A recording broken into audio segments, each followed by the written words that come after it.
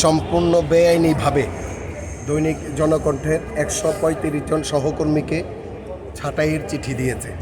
পাশাপাশি কোনো নোটিশ ছাড়াই মাসের পর মাস পত্রিকাটি বন্ধ রেখে আমাদের ওখানে ১৩৫ জন সহ আরও যারা সহকর্মী আছেন তাদেরকে একটি অনিশ্চিত ভবিষ্যতের মুখোমুখি দাঁড় করিয়েছে। আপনারা জানেন, ঢাকা সাংবাদিক ইউনিয়ন সাংবাদিকদের রুটি রুজি এই সমস্ত অধিকার প্রতিষ্ঠায় কাজ করে। আমরা জনকণ্ঠের এই যে একটি অনাকাঙ্ক্ষিত পরিস্থিতি সৃষ্টি করেছে জনকণ্ঠের মালিক পক্ষ, সেই অনাকাঙ্ক্ষিত পরিস্থিতি উত্তরণে আমরা রাজপথে লড়াই করছি। আমরা আশা করছি, প্রত্যাশা করছি আমাদের যাদেরকে টার্মিনেশন চিঠি ধরিয়ে দিয়েছে সেগুলি অনতিবিলম্বে সমাধান করে তাদেরকে হয় পুনর্নিয়োগ দিতে হবে, অথবা অষ্টম হুইজ বোর্ড অনুযায়ী তাদের যে প্রাপ্য সেটি বুঝিয়ে দিয়ে জনকণ্ঠটি অবিলম্বে খুলে একটি কার্যকর গণমাধ্যম হিসাবে সেটি চালু রাখবে।